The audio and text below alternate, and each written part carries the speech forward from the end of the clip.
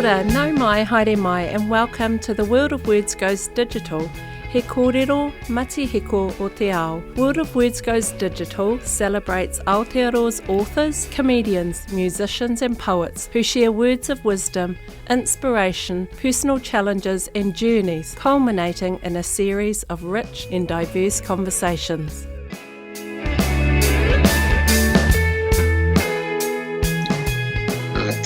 Tuhi rā koe wana koe te rangi aneo ko mata wero ko tautoru ko tāwera te manu takiata. Puanga te hua o te tau. Tākiri te ata ura te ata ai te ata kaura kau te pō takina te pō ki tua. Kai taku rangatira e tame. Te nā koe. E whakai mai kia hono mai ki te neo ngā hōtaka. World of Words Goes Digital.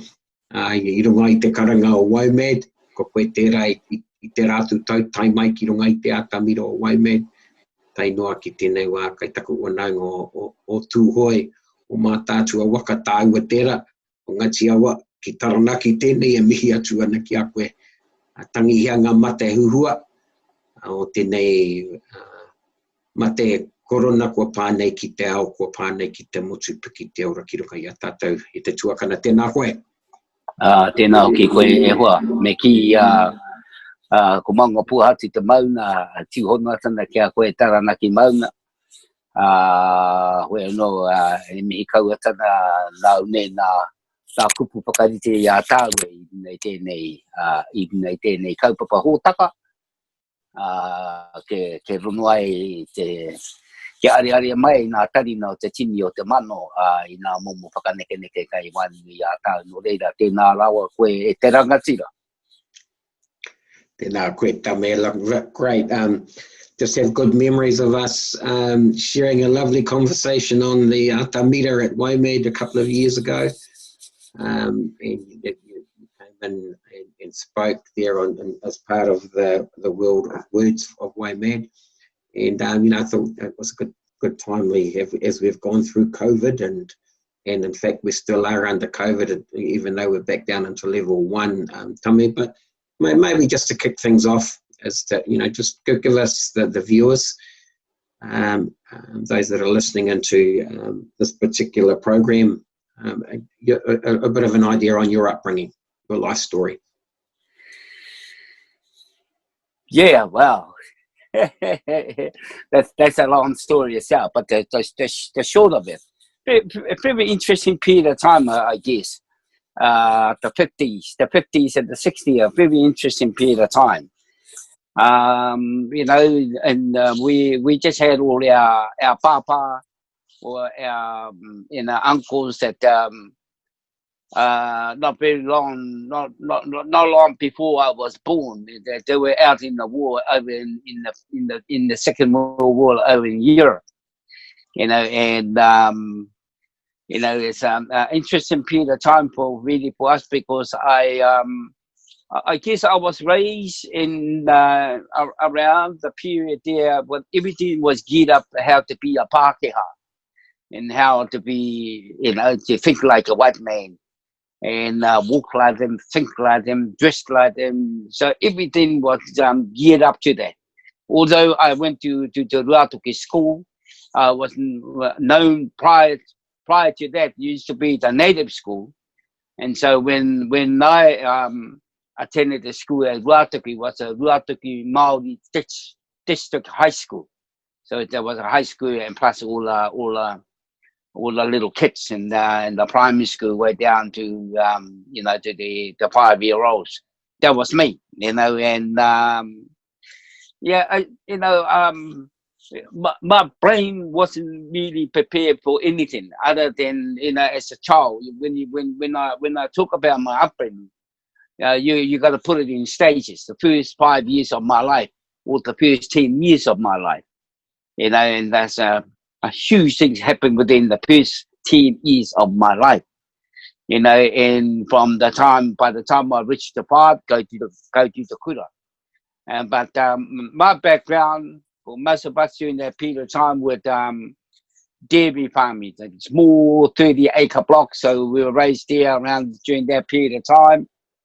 We had plenty to eat, plenty of kai. We didn't starve.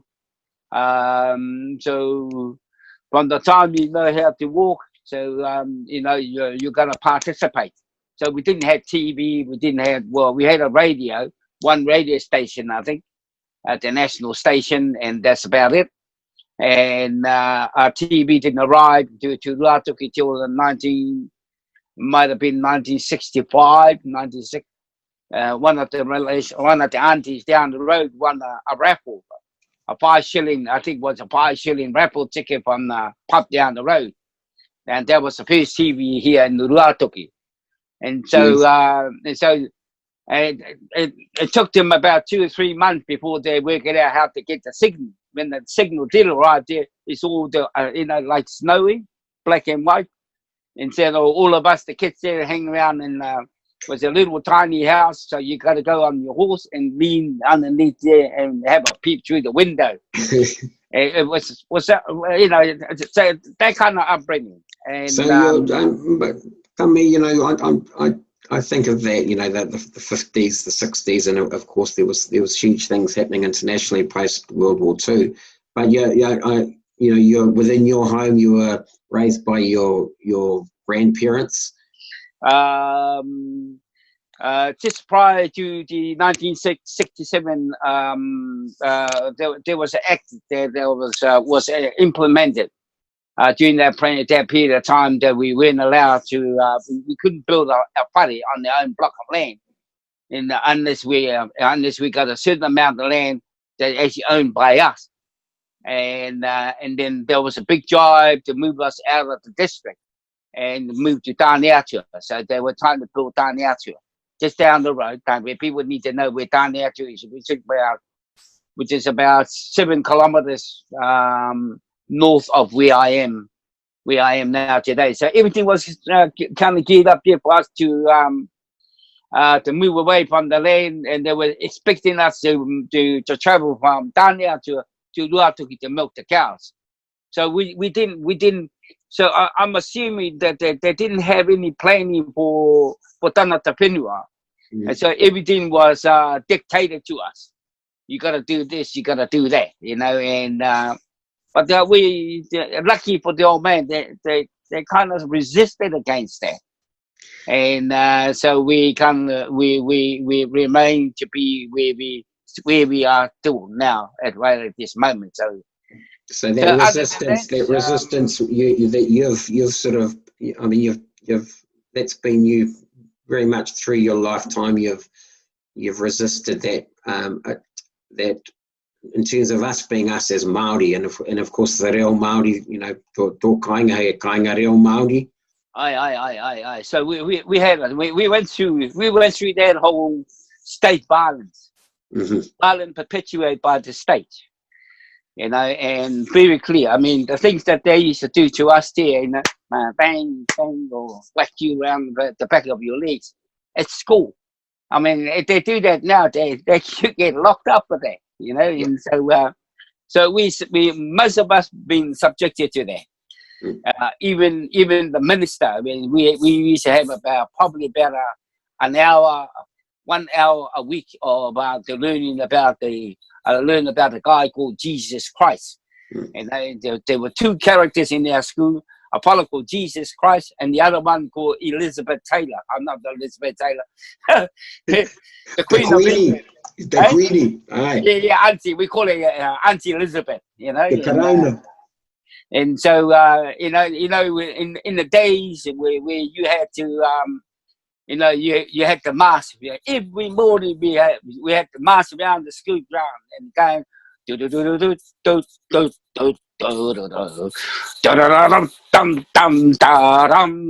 we, it trended into us, so we, so because during that period of time, the global map was in the color of pink.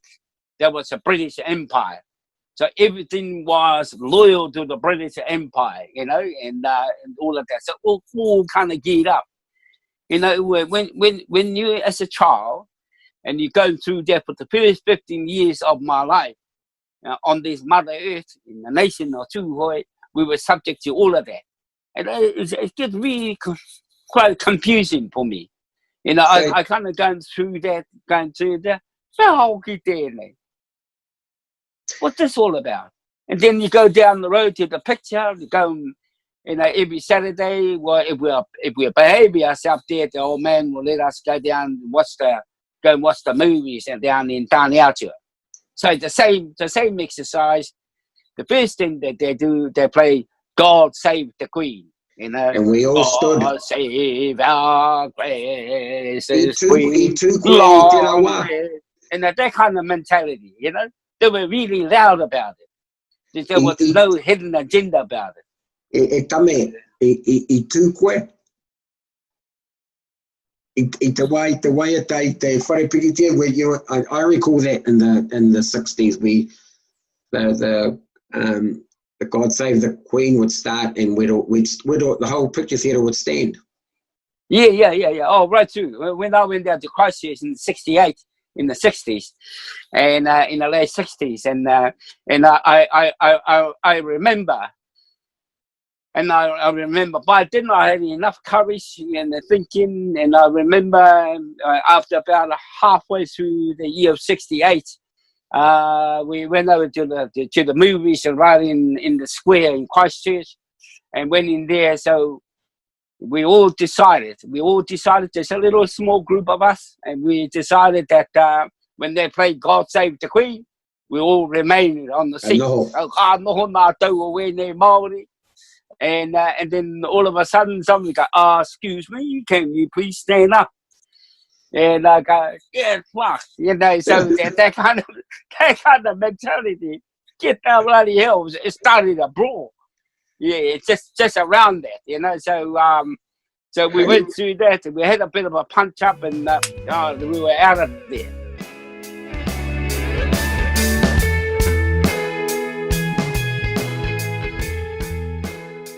Now, let's talk about the late 60s, because it's, you know, you've been influenced in terms of your upbringing and standing as staunchly in your Māoritanga. And then, you know, you've got Vietnam, you've got the civil rights movement in America, all of that's happening.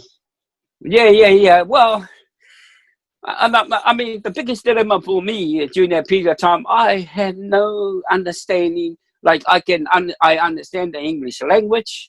I can read the English language, but I couldn't talk like how I'm doing to you right at this very moment. I get all of my words kind of kapapo. And so I could go, can I have a hoke poke? You know, a hokey pokey. So I got to keep my, you know, I saw that, can I have a hoke poke? And so a hokey pokey was a hoke poke to me. You know, it's just around my tongue. Until one day, one of my mates said to me, they're having a bit of a laugh at the way you speak the English language. And I shut up then. I think I shut my mouth there for quite some time. And so I saw a little ad there at the Legal Hostel, and for people who want to learn about assistance about the English language. So I went to a night class at 20 cents an hour. And so I went to that with a nice Pākehā, kuia Pākehā, te miri te way you are there, Māori. Yeah. So she was a big help for me, you know, just to get my head around this whole language. And so right through that whole period, when you go through that process, because my eyes can see things, I can hear things. You know, and when you see things, you can hear things, you go, what's this all about? I'm talking to myself. What's all this about? I'm not too sure. And the reason I ended up going down in Christchurch here, because I didn't want to get up early in the morning and go and milk the cows. And so they had a program developed by the Māori Affairs. We had the fella John Narangiho talking to us, the young fellas, John Narangiho, all the ex-Māori battalion pilots, they all got a job working with the department. And so they shouted all them all around. So he was the one that came over. Well, those of you, if you only have to do 2 years secondary school, Form 3 and 4. So if you get to Form 4, well, you got an opportunity to be able to do a little short test see if you can say, if you know 1 and 1 are 2, 2 and 2 are 4, and in English, you're in. And so I did an interior decorating course, and so I went there. So I went to the Christchurch Technical Institute. And so that's really my background. Was that the beginning of your artistic journey? Oh, no, it was started at school, right? You know, all my artistic styles started at school. We used to read The Phantom. Is the comical, the Ghost's Walk. The Phantom, there was those propaganda, Japanese, British, anti-Japanese sort of kind of comics, and the Germans, you know, the British shooting all the Germans, and so we used to draw all the German planes, all the British planes, the Spitfire, and so we did all of that that types of work as a kid. So we kind of looked down when you're at school. Instead of learning what's on the board there, all the kids there were drawing pictures. Drawing pictures there. So was I, you know. Yeah. And, you know, and so I had my bar and see what that fellow joined. So he joined the Phantom. Yeah. And the Ghost Who Walk. And so all of that. So my artistic background came right back from that days. So I really like colours, the shape and form. Because we used to do a lot of work on the blackboard, and so you get your chalk, and then the piece of paper on the crayon, but the chalk you can use it on the blackboard, and the blackboard was the place there where you can write those who. So I think I might have written about well over 1,000. I will not speak Maori, 100 times. So I've done it until I got a with it. Until I got it, getting busted by the teacher for what the Kōrero Māori. So all that during that period. So I went down south. And so when I was through there, you know, when you're a young man, you're so trying to find one. So I was trying to find my way. Yeah. So I thought I might go to a Bible study. So I entered into the Bible study because I was brought up in the Presbyterian in the Ringatu Church. Yes. There at Ruatoki. And so I went over there.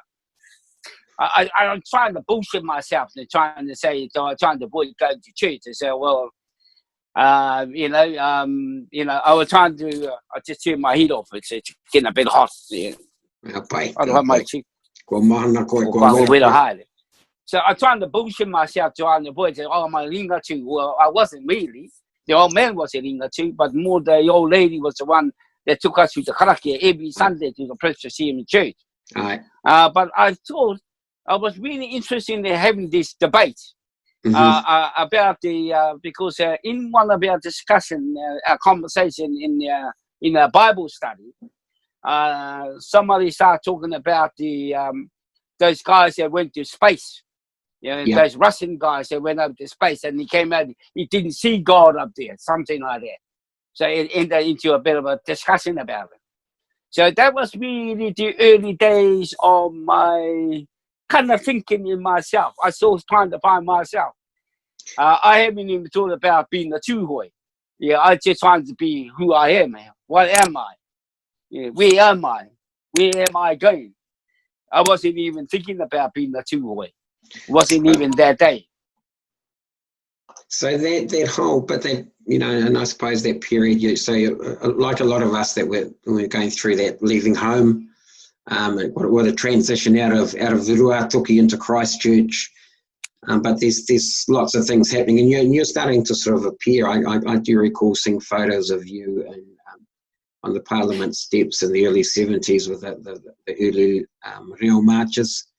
That you're starting to sort of move into that phase of your life. Yeah. Well, we experience racism in many ways, and I think I remember on that first year, somebody got bashed up at the Lancaster Park toilet. It's a public toilet in Lancaster Park. And I remember those toilets. I used to go and watch games, rugby, during that period of time. And so somebody got bashed up in there. And so apparently it was somebody who looked like us. I would have been only about 16, 17 years old. That's just a boy. And then they picked up all of the young boys at the Rehua Hostel, 79 Springfield Road, and loaded up all the cars and took us down to the police station. And as an identification. So it was like a really scary experience. And I remember my mate, David Manuka, who was sitting on my left. He kind of, he's one of those guys, it's kind of studied. And I remember when the police, because they're trying to identify, the guy with the blind eye, he was looking like that. He looking, and he just wanted to, I can't remember what the conversation was, but it was a really scary experience for him. And also for me too. It's a real, an experience we've never been subjected to that place here and to be interrogated. And then after that, wasn't any of us. They already had the fella, but they were going to make sure there wasn't any one of us that backs up that guy down in the Lancaster toilet. And so they told us to go. So we had to run all the way back. That's 2 kilometers. So lucky we were young, we were able to run. So they just to get out, and then we had to run all the way back. And after 10, and there would have been a big news that they go down and pull a whole of the Māori kids there down out of the hostel.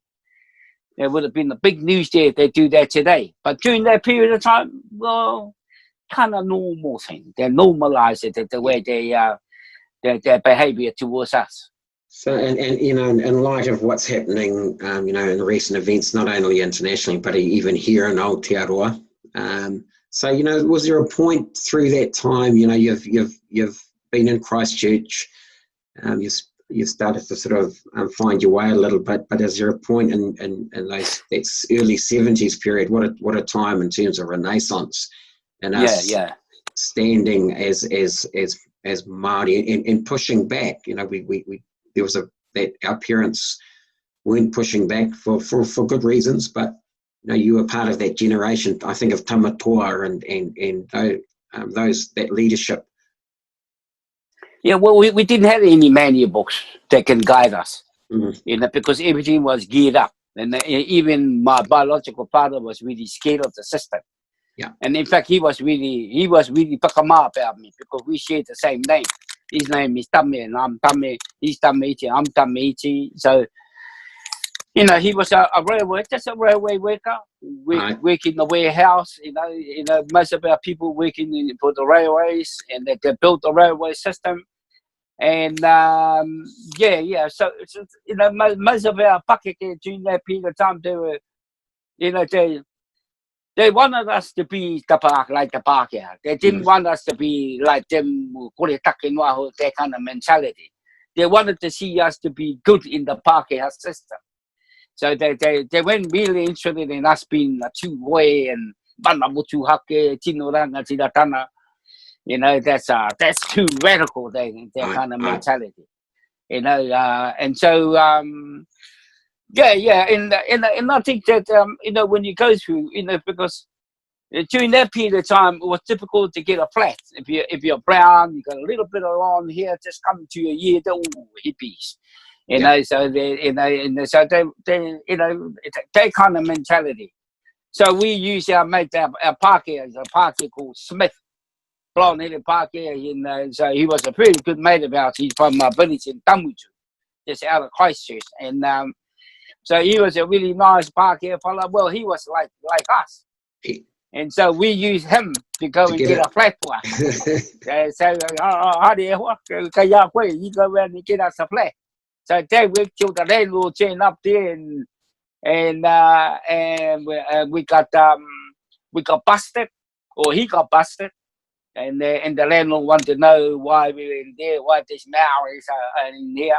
They don't want Maoris in this place, and that's just unbelievable, And when you come in, and I'm sitting there, fuck you, in that kind of thinking in my head. And so that's really the beginning. And so the other thing was, when I was on the second year, might be 1970, and I can remember running from the institute all the way down to back to the hostel, and running past the square. And I remember Whitu Tiri Kātene was giving the kōrero down in the square, and she was talking about what's happening in South Africa. I think there was a period of time when there was a kōrero about no Māori, no tua. And I think Mr. Holyoke was the Prime Minister during that period of time. Yes. And so I remember going there, and I was standing there, and I was listening to her talking about in under apartheid system, for a black person walking down there, and the cops are able to, under the apartheid system, the police is able to stop anybody there to see if he got any ID or something like that. So when I was listening to her, and I was going, you don't have to be in South Africa to be pulled down in the middle of nowhere. They're doing that right here. They done that to us here just the other day. You don't have to be in South Africa to do that for that to happen to you. You know, so I was thinking like that. Yeah. So that kind of trigger a whole lot of things. And so during that period of time, I ended up having conversation with different people with that period of time. And then I got involved with that. So I got involved, and there was a group called the PYM. The PYM is a Progressive Youth Movement. The Progressive Youth Movement was an organisation, was facilitated by the New Zealand Communist Party. And so there was a Progressive Youth Movement, was people like who's the mayor of he's a mayor of Invercargill now, Tim Chabot. Yeah, so those are the original member of the PYM, Progressive Youth Movement. They were amazing. So I really enjoyed my period of time with the PYM. That group.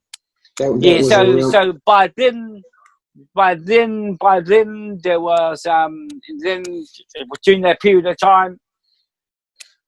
Because the system was very patriotic. So you have a mayor, it's a guy called Guthrie, who was a mayor of Christchurch. He was a hardcore fundamentalist. He wanted to park here by all of us. He wanted to teach us that kind of mentality. And so we used to go down and do our thing during the Anzac Day. And so that was during that period of time. I got involved with the anti-Vietnam War. I got involved with the anti-apartheid movement. This is long before HEART was formed. HEART wasn't formed until 1972 with the guy Richard. But we already started all this movement going around. And so I was exposed to other different theories. I ended up in discussion with a guy called Malcolm X. I started reading Malcolm X. I started reading about the Black Panthers. I started reading about Karl Marx, Lenin, Joseph Stalin, Mao Zedong. And so they really kind of my guidelines to kind of look at things and in more perspective.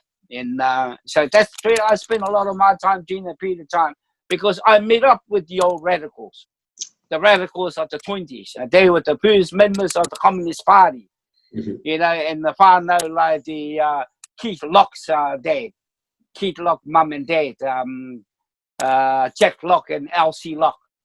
They were really very, very, the old radicals back in the days are really nice people. They really very mindful. And so I spend a lot of time with those people. So they are the people that help me to develop my own subconscious mind of my thinking. Because they are people, they experience what happened in Spain. What happened, there was a big movement in the First World War that opposed to the First World War. And that was also the period of time when the Princess Tapuia was involved. And so a lot of those old comrades, and that was part of my life, guided me really to that and opened my brain. I didn't know anything about Princess Tapuia. Until I didn't talk about that at school. I didn't know anything about it. And so I found out about Princess Tapuia. I met some people that was all part of that campaign. And I met some people that saw the activities of Rua Kenana during that period of time, because that was also the period of time that they also opposed to the First World War. So it was a really interesting time for me to help to develop where the person I am today. So it just didn't happen. Yeah, no, tame lahe katahi nei he kōrero ko tērā, you know, and those influences, not, you know, internationally, but of course, locally, in terms of Aotearoa, in terms of us as Māori, you know, you've become a big part of that sort of that real push around our Renaissance te reo and being proud of who we are as Māori, as we always were, but there was always this sort of suppression, and it's still evident today. So yeah. You know, I mean, we can talk a lot about the 70s, and we know about the land march and into the the rugby tours of the 1981 and right through to Bastion Point. You were involved in a lot of those activities. Aye. Well, I think that you know, we most of us during that period of time. So for me, it was a really exciting time, you know, because everything was happening. So it wasn't just happening for us, but also you know, there was a good mixture of activities that were happening.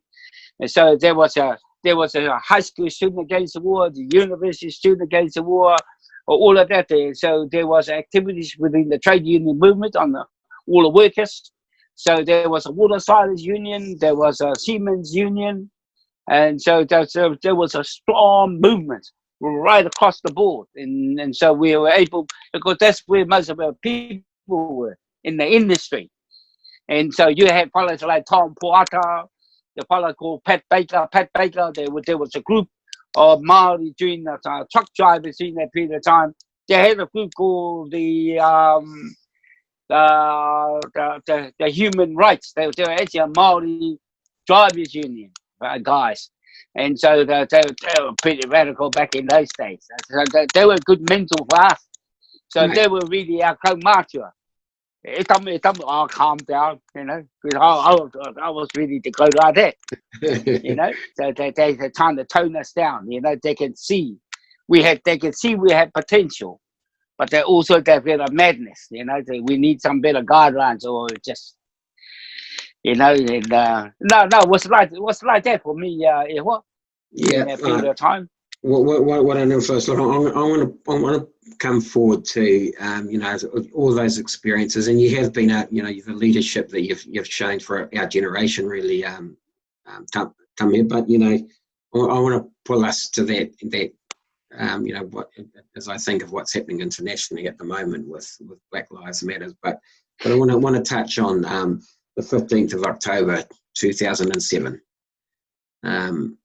You know, to the experiences of the two Hoi raids. You know, we talk about all the stuff internationally, but to think, you know, 12, 13 years ago, we go through the experience, you know, right within your community and across the motu, actually, those raids. You know, just that experience for you in terms of the raids of 07.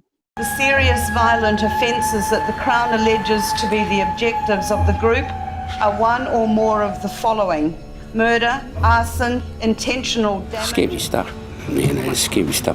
Training to kill, to murder, to kidnap. That's a serious allegation. Two strong cultures in this country, and the two cultures don't talk easily together. I think it's reflected in this charge.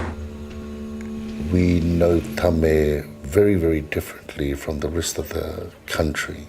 He's part of our community. We're all related, and this is his home, and he has contributed much.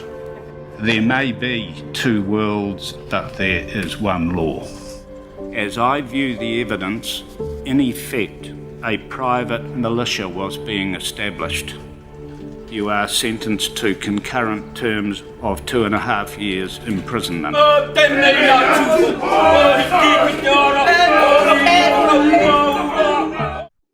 Yeah. Well, you know, I'm a recruit of Muldoon's policy. In the Muldoon policy, he developed he developed a program around it's something really interesting. Although he's got the right wing kind of mentality, that kind of old fella, but an interesting guy because he come up with some policy. So he thought that he developed a 16 position right throughout the Motu, and facility under the Internal Affairs Department. Mm-hmm. And so he reached the first recruit was a guy called Dennis O'Reilly. Mm-hmm. Dennis O'Reilly is an Irishman. He's a Parkia, you know, but he's a good bloke. But he's a patch member of the Black Power. Yeah, So they recruited him. So he was a first detached worker down in Borneke. And then they developed their program right throughout the Motu. And so they called detached youth worker. So the work of the detached youth worker is like the fire engine. The tone, keep the fire tone down. So they put us in the position where they consider as a potential gang areas. So there was Kaitaia, Kaikohe, around in Tamaki Makaurau, Ruatoki, and all the way down the side there were 16 of us, all the way to Oamaru, that's before Dunedin. And so and people like Tau Henari and all of those fellas while he was in the picture. And so they all got trying to work out. So was the job that was given to us. So I was the recruit of it. So I thought, well, they didn't have money to run the program, but there was good money. So I used some of the money that I had to run some of those programs. So I started running programs in the bush. So I started taking the kids down to the bush. So I bring my brother down in the military, he was in the military in Hamilton. He was in the stores. Bro, can you give us some greens? You know, the camo gears. So all the throwaway camo gears from the army. And so I had them all in the box and dressed them all up. And so it was a motivation thing. And then I did that for many years, running these camps. And to learn about Tūhoi Tana, Udewera Tana, Te Nā Here, and all of that. And then one time when I turned up to my office, the office who employed me in Rotorua, and Zoe Brown, my mate, who was the head of the department, said, "Oh, there's a letter for you." And I said, I look at the letter, the New Zealand police. It come from Whakatana, I think either from Whakatana, Rotorua. They were concerned about Tame Iti running these guerrilla camps in the Udawera. Even back in those days, mate. You know, so that kind of thing. So, yeah. So many years later, then, we're concerned about Tame Iti running a terrorist camp. It's all in their cuckoo brain, mate. It's all in their cuckoo. It's a paranoia, you know. And So we get used by the states, by Helen Clark, who was the prime minister at that time.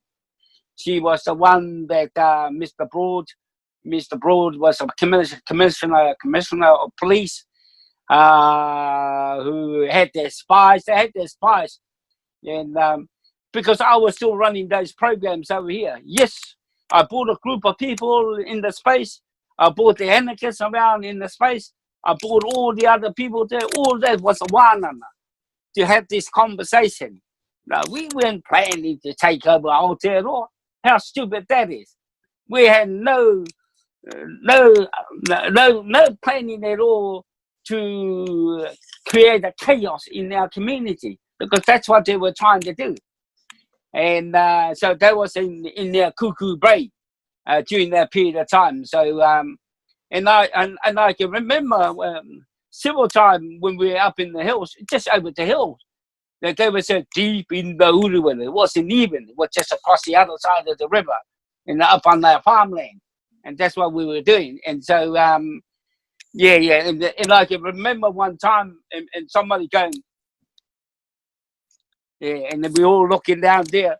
There was 2 white boys running down in the middle of nowhere. They were coppers, and we knew then they were coppers. That kind of exercise. So, Look, it was a really interesting period of time. So we got used by the state during that period of time. Was an exercise. They thought, let's go around and deal with Tame Iti or deal with Tūhoe. So nothing new to us.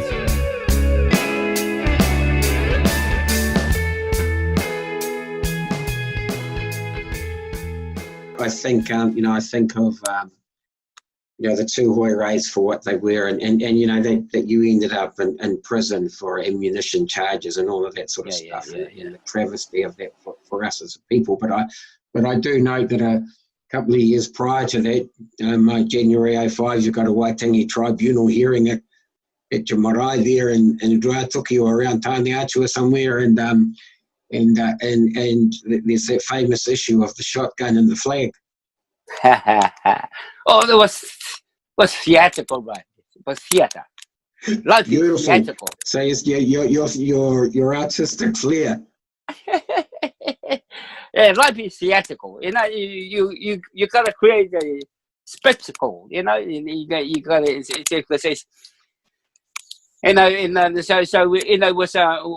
It took us 2 to 3 days. It's a period. There's a small group of us trying to.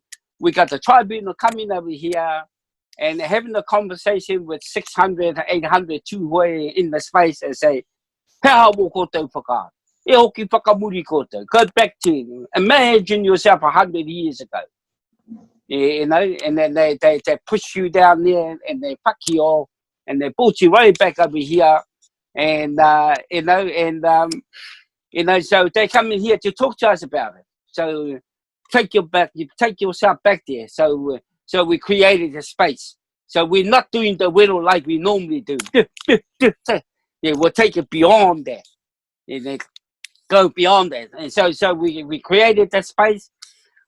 We decided to put some cars down there and put a mess to it. And there's a symbolism. It's all symbolism. The important symbolism is about heat, fire. And because that's what happens back 100 years ago. And so it was a really interesting period of time. You gotta get to have that feeling. And and it gave everybody a fright because they end up on the 6 o'clock news. Yeah, cars are burning, me exposing my buttock. You shot our flag, Tommy. You shot out that. I mean, you know how upsetting that was for many of our people, shooting their flag. Yeah. All of that. It's a provoke. To provoke. That's all. Te whakatuma mai I te hine rauri te ngā kau o te tana. Koe rā no tāna mai. Nā ke hoki anō ki o kaupapa toi, because I know, was it around that time, there's a blanket that you created some artwork around that told a big story. It was just an amazing piece of work, and I remember that very, very well. Yeah. Well, actually, the blanket. The idea was a blanket, but there was a collaboration of people during that period of time that put the kōrero. Yeah. We just scribbled some stuff there. Timeline. What happened? When was in the invasion? What happened during that period of time? And we said at the timeline. I think Liz Rakuraku, she gone there for him. She was the one who wrote it. Yeah, and that's all. That piece of work on the blanket became an art piece. Yeah, it wasn't Tame Iti art piece. It was a collaboration of other people that participated. I created the idea. Yeah, but there was a whole lot of people that had the input. So I took that. We went to there. We did. Doug Graham, I think, was the minister during that period of time. So everybody went in with their piece of paper and they're having their conversation. And so I just, because when I walked in there, and you had to, you had to kind of look up. I wasn't going to do that. They were sitting high up on the stage. And so I asked some of the local fellas, everybody's going on there now? Oh, yeah. Can you go and get it? Oh, yeah. They didn't know what I got to do with the ladder. And so one of their partners went down and grabbed the ladder and they said, oh, Andy. And they're watching, they went too sure. So I was preparing myself. It was a preparation, you know, to push it to another level. And so I just bulldog my way in, climb up on the ladder, and presented my take there with the blanket over there. And you remember that fella Kepa, Sunny Kepa with the moko? It's a little pukunati fella, it's a whanau of mine. And yeah, that fella and he said, he was speaking, you're out of my way, get out. Yeah, so it was really interesting. So I threw the blanket, threw it down there. So, and so, and then months later, then I got a I think Doug Graham took it in. I think Doug Graham dry cleaned it, and then the next minute they hang it up. It's now sitting at the treaty office in Pony.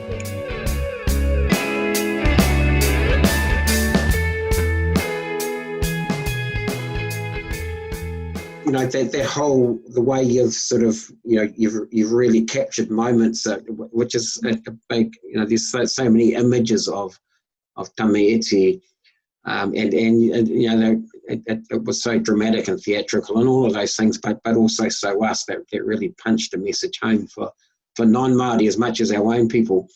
Tame, you want to pull us into, you know, what's lockdown, what's COVID look like for you? Oh, it was great. I really enjoyed it. I really enjoyed it. It was a really interesting period of time because, you know, because you kind of go through, you're wondering what's happening over there. And, you know, I was a little bit concerned with what's going on out there. And because what's going to happen, our generation. You know, it's going to kill us. You know, and so we didn't have the runwa for it. We still don't have the runwa for that. And so we kind of go. So it took us about 2 to 3 days for us to calm down in our community. And so we had. So I'm sitting here in my caravan. I moved my caravan. We created a space, created our own little wee bubbles, and then it took us 3 days to calm everybody down. And was amazing. I thought. For me, it was amazing that we were able to, that the first time ever, that not only in the Ruatoki, but right throughout all of Aotearoa, it just calm right down. You can feel it right down, and you come down, and calm down.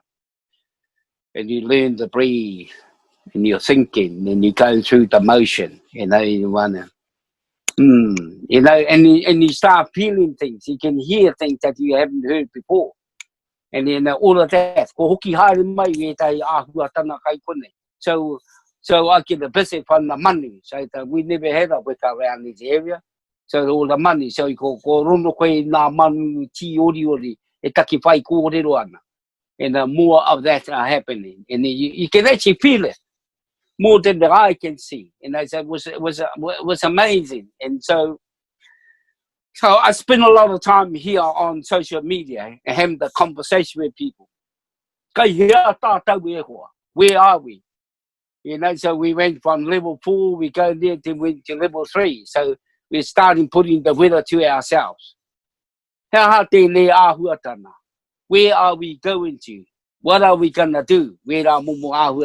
So just a little whittle to each other about that.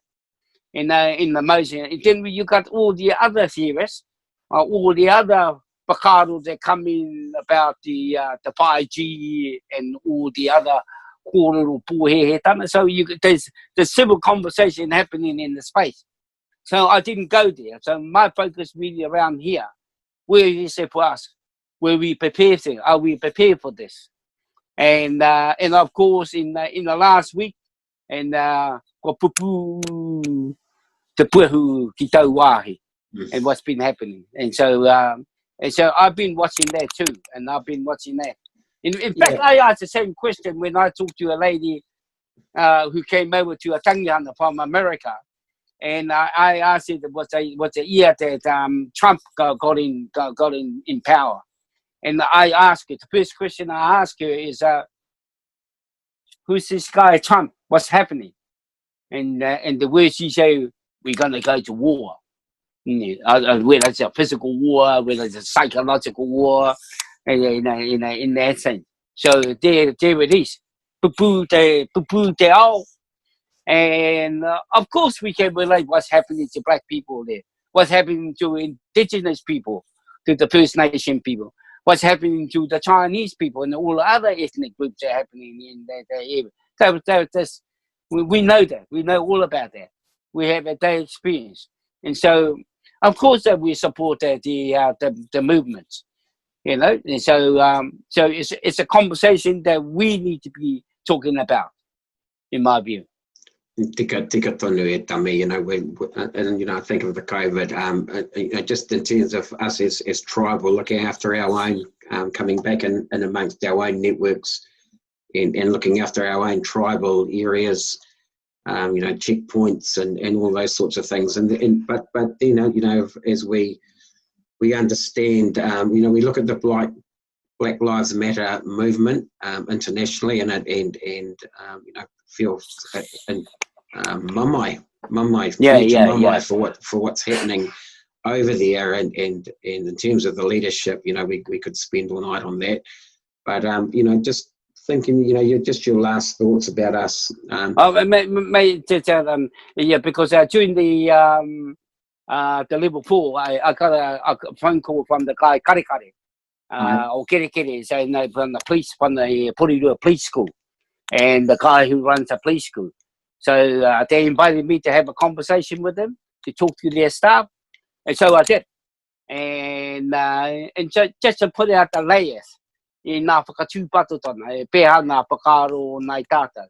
how do we build a relationship? We need to build a relationship. If there's a relationship between them, of course it is. Of course it is. You know. So when the whole traffic control, when Pakato here, Pana Apunui and other areas set up all their haumaru, and so, you know, that was really my quarter. We need to have these sort of types of relationship. Is in our role of responsibility. So we need to be in the space. You cannot totally just ignore us. And so we have to be part of the motion and get things happening, and to support that and making sure that we are all safe. You know, and I think so. Out of that came I'm going to do a workshop with them either July or August, the first week of August, down at the police school, and I'm having this conversation. Some of my old mates call me a sellout. They reckon I'm a sellout, and they're well,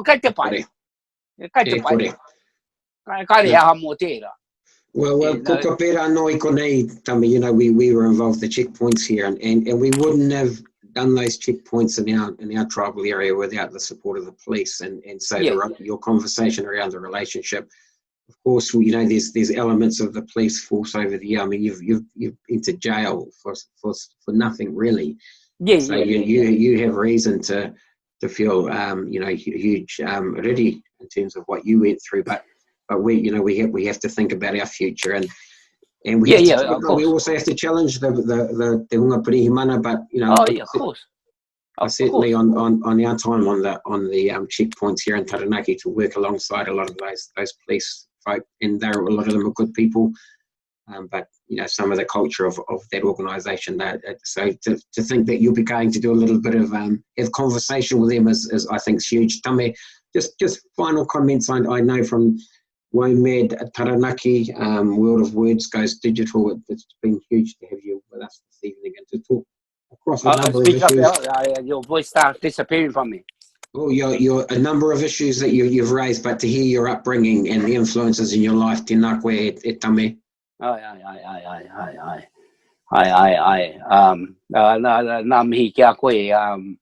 I'm just one other person. There's many of us of my generation that went through that, in the traumatized by it, I managed to navigate myself and avoid all the booby traps and all the landmines in front of me, and keeping myself safe. So part of that is the reason I ended up doing art. Art was really helped me to calm myself down. You got to let go of this stuff there. You find any way as an outlet. You can see my mahi over there in the color red, a bit of yellow. So art is a good way, a healing way that we can heal our way around, so we don't get stuck, and you get in not good for your mental health. So I got to avoid that. And there's some moments I reached to that point there. To learn to breathe and don't let it take over you, And me mahi nui tērā. Ki te pupuri tau mauri. So you don't allow yourself to be distracted. So it's a big thing for all of us. And the thing is with people like me, myself, and many people like us, that there are a lot of expectations. People expect it. I don't have all the answers. I don't have the answer. All I'm doing is I do what I can see, what I know, what I understand in the best way that I can. And yes, we're all looking for a place. There had to be hope, and then we got to make that. I think so. Tēnā koe he rongoa e rā kōrero, he rongoa o kaupapa kua kawe nei e koe. It's good to hear from the artistic side of you. You've been a huge inspiration to our people. Taranaki Maunga, salute you, thank you. WOMAD New Zealand, thank you. Kia taunga manaki tanga ki runga i a koe te tuakana. Go. Ka pai, bro.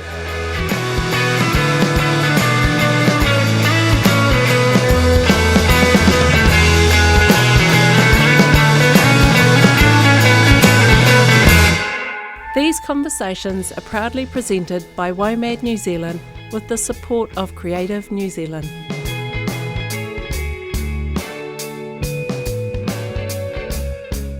You guys getting stuck into New Zealand Music Week, and he said, we don't want a week, we want a month. And so in 2001, it became New Zealand Music Month, and it's still there today, 20 years later.